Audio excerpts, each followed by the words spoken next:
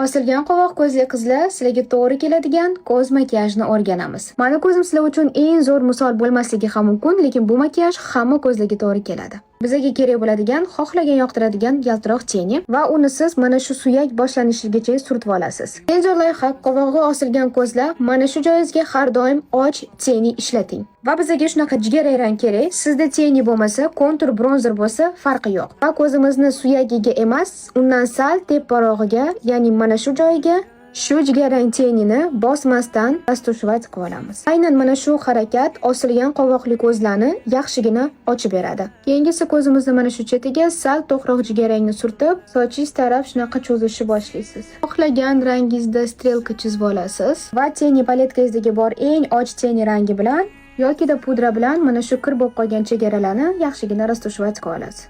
Kipriklarini ildizidan boshlab yaxshilab bo'yab olsangiz va siz tushunmagan holda ko'zingiz o'zidan o'zi katta bo'lib ko'rinadi. Va esingizda qolsin, yarki ko'z makiyaj bo'lsa, labingiz har doim nude rangda bo'lishi kerak. Va aytgancha bu ko'z makiyaji bilan siz har qanday vaziyatdan chiqib ketishingiz mumkin. Muhimi sizda yaltiroq teni bo'lsa bo'ldi.